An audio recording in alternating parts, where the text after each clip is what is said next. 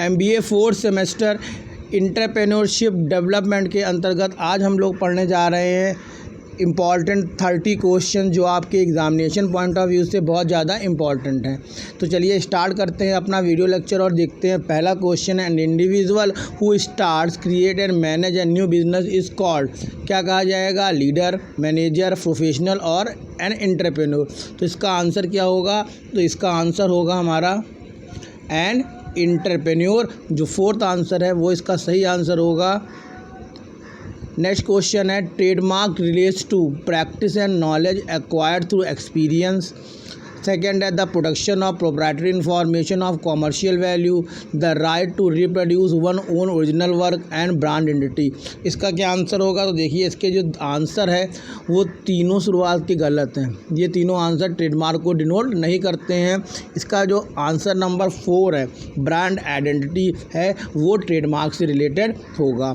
Third question है, which could provide an individual with a motivator to start a new business. एक नए business को start करने के लिए एक इंडिविजुअल के लिए क्या क्या मोटिवेशन फैक्टर हो सकते हैं? तो पहला है financial reward means it's profit.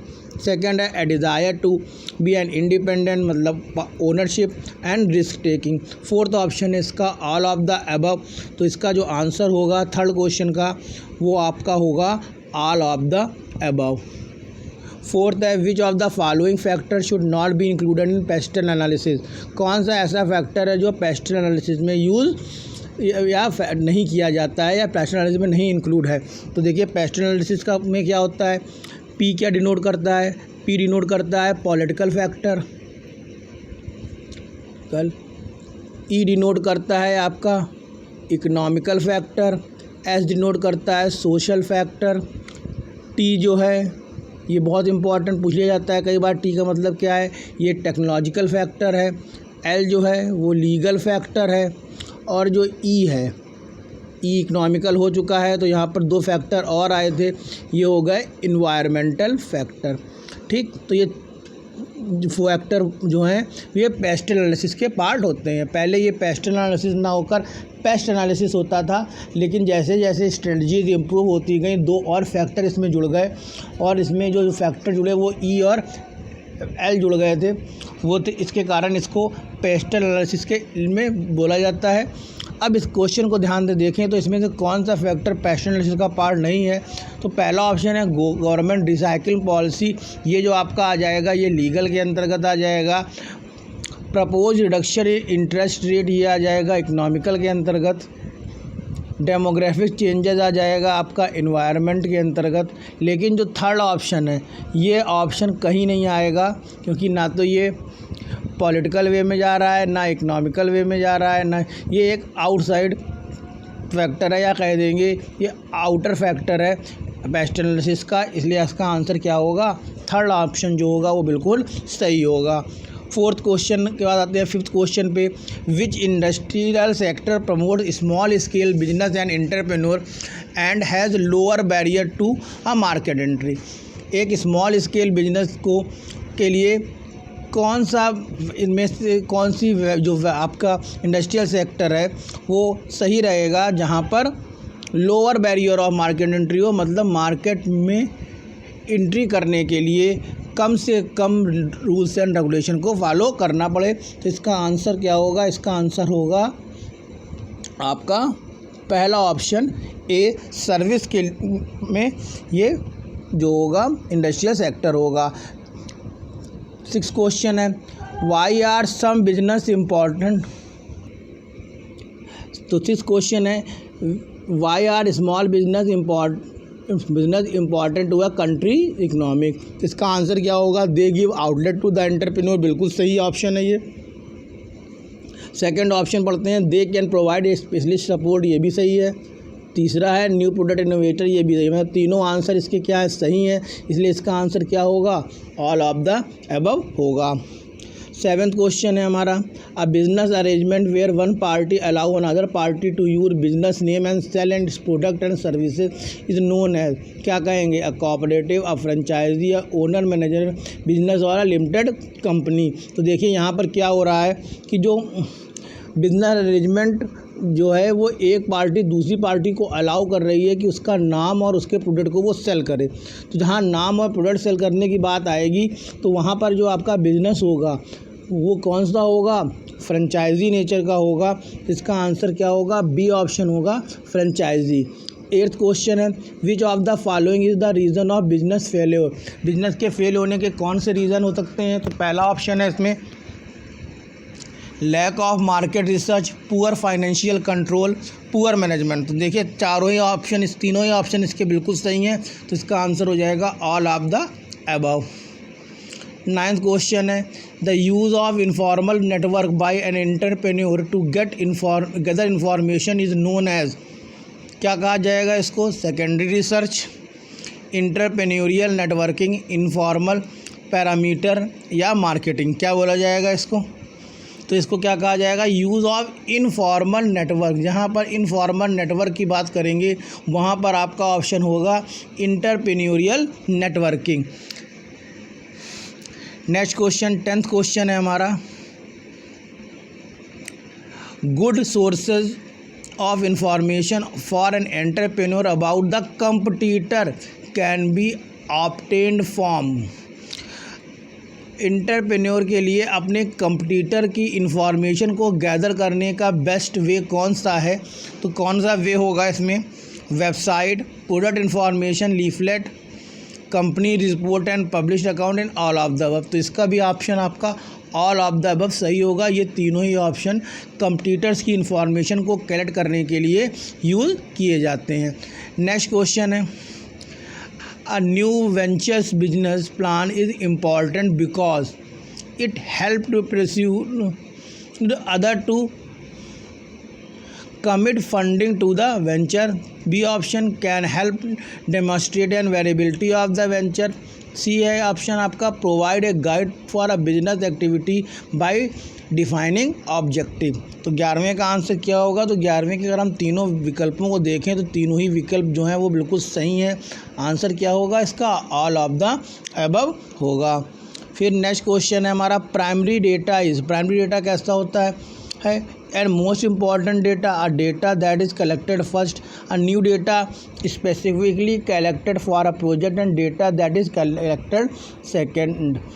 क्या ऑप्शन होगा इसका, तो प्राइमरी डेटा के लिए ऑप्शन होगा मोस्ट इम्पॉर्टेंट डेटा। ये ऑप्शन गलत है बिल्कुल, ठीक। Data that is collected first ये हो सकता है, लेकिन इसका तीसरा ऑप्शन पढ़ते हैं, new data specifically collected for the project. अब पर्टिकुलर प्रोजेक्ट के लिए जो डेटा कलेक्ट किया जाता है वो डेटा कहलाता है हमारा प्राइमरी डेटा। तो इसका आंसर जो होगा वो सी आंसर जो होगा वो बिल्कुल सही होगा। देखिए बी और सी में थोड़ा सा कन्फ्यूज़न है, लेकिन जो अप्रोप्रिएट ऑप्शन होगा वो होगा C option, new data specifically collected for a project.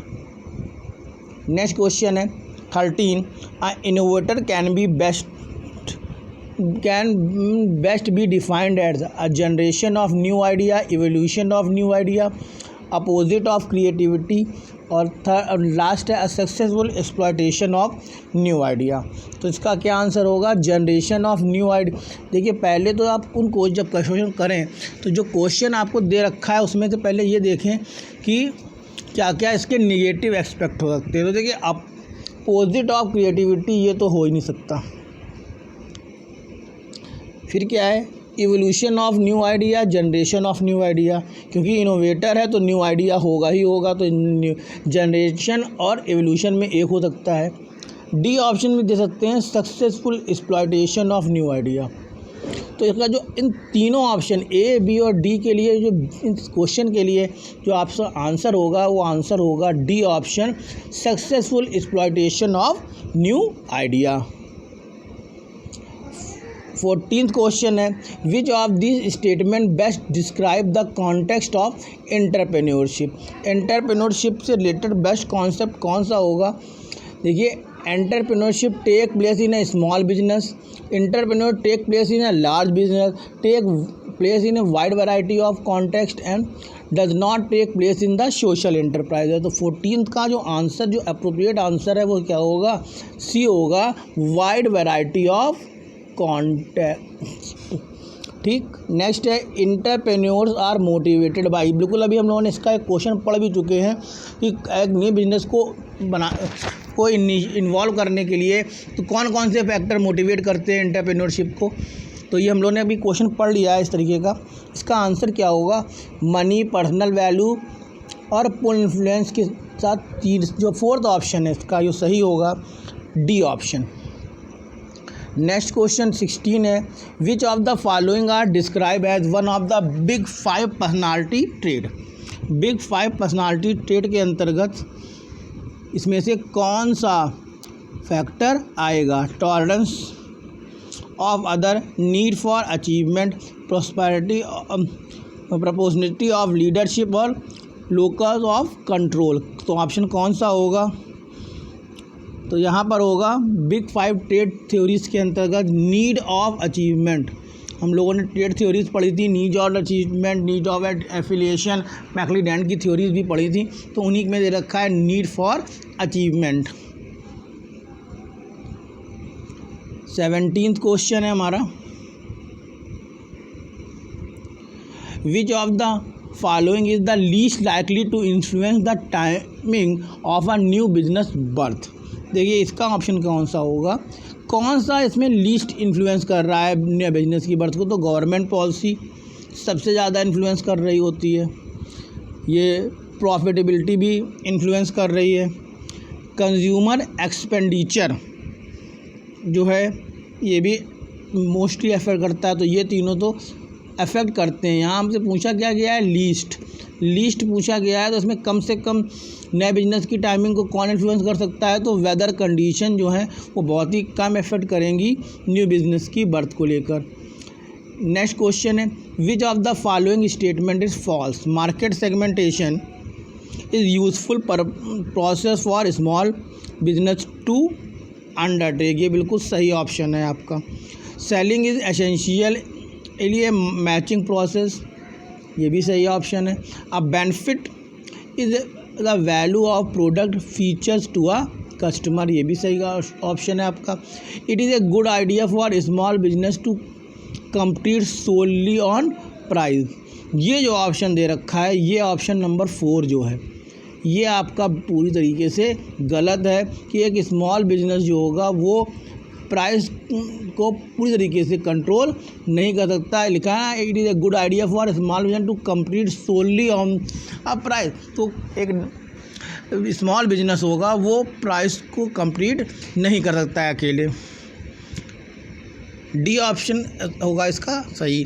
19th question है, the purpose of all good small business strategy is, किस लिए होता है, increase turnover, to increase profitability, to achieve competitive advantage and to achieve stated objective.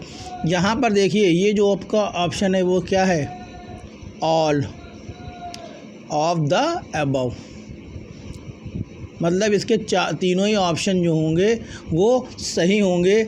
ये भी सही है, ये भी सही है, ये भी सही है। ये तीनों के सही होने के कारण आपका आंसर नंबर डी बिल्कुल सही होगा कि जो ऊपर दिए गए आंसर है वो तीनों ही सही हैं।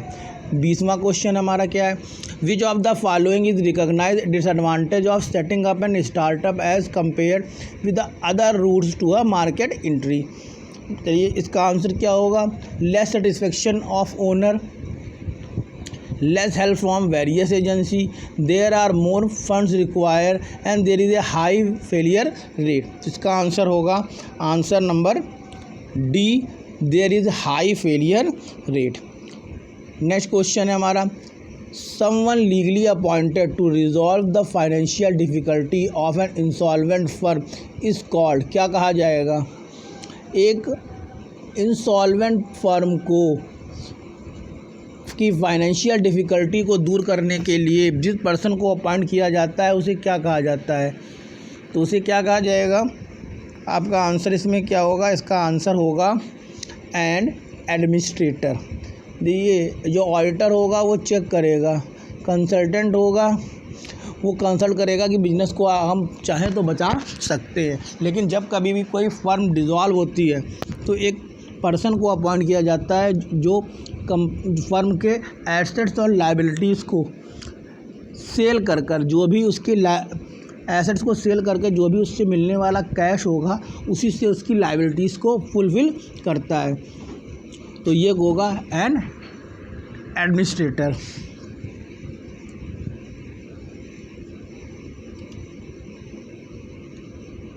नेक्स्ट क्वेश्चन है हमारा 22 नंबर क्वेश्चन है। 22 है goods and services reach the market place through marketing channel, multi level pyramid, monopolies या मल्टीफिकेशन। किससे होता है? तो इसका आंसर होगा ए, मार्केटिंग चैनल से होगा। 23rd क्वेश्चन क्या है? To provide financial assistance to the entrepreneur the government had set up a number of financial adviser, financial intermediary, industrial state या फाइनेंशियल इंस्टीट्यूशन।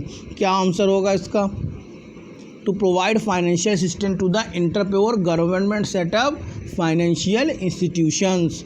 24 का आप देखिए क्वेश्चन क्या है? State industrial corporation engaged in the development of, state industrial corporation किसके development के लिए form किया गया? तो ये किया गया था इंडस्ट्रियल स्टेट्स के लिए। ए ऑप्शन जो होगा आपका बिल्कुल इसमें सही होगा। 25th most important question is the first development bank of the country. कौन सा फर्स्ट डेवलपमेंट बैंक था? वो था IFCI। 26 क्या है क्वेश्चन? देखिए 26 क्वेश्चन है IFCI स्टैंड फॉर, IFCI जो भी हमने क्वेश्चन था इसका फुल फॉर्म क्या होगा? तो इसका फुल फॉर्म होगा industrial financial corporation of India. Industrial financial option दे रखा है, ए ऑप्शन जो होगा वो बिल्कुल सही होगा। 27 पे आ जाते हैं। IFCI has been converted into joint stock company, cooperative society, partnership firm और 4th ऑप्शन सोल प्रोप्राइटरशिप। तो 27 का आंसर क्या होगा? ये एक जॉइंट स्टॉक कंपनी में कन्वर्ट हो गया है। मोस्ट इंपॉर्टेंट क्वेश्चन है ये IFCI से रिलेटेड। फिर आया सिडबी का question 28। The SIDBI was setup as a subsidiary of, SIDBI subsidiary किसकी सब्सिडरी थी? तो सिडबी जो थी वो IDBI की सब्सिडरी कंपनी थी। फिर क्या है 29 ऑफ क्वेश्चन है which of the following is the function of SIDBI. SIDBI का इसमें से कौन सा फंक्शन है? Extension of seed capital, discounting of bill, providing factoring services, all of the above. Answer number D बिल्कुल सही होगा। ये तीनों ही के तीनों फैक्टर जो दे रखे हैं वो ये फंक्शन है सिडबी के। लास्ट क्वेश्चन है हमारा SFC is prohibited from granting financial assistance to a company whose aggregate paid up capital exceed. ये आपको याद करना पड़ेगा क्वेश्चन, ये आपका इम्पोर्टेंट क्वेश्चन है। इसका आंसर क्या होगा? इसका आंसर होगा 1 करोड़। तो ये हमारे ये 30 क्वेश्चन है जो इंटरप्रेन्योरशिप से रिलेटेड है, जो आपको एग्जामिनेशन में काफ़ी हेल्पफुल होंगे। नेक्स्ट क्वेश्चन में हम लोग नेक्स्ट वीडियो में हम लोग इसके आगे के क्वेश्चंस पढ़ेंगे।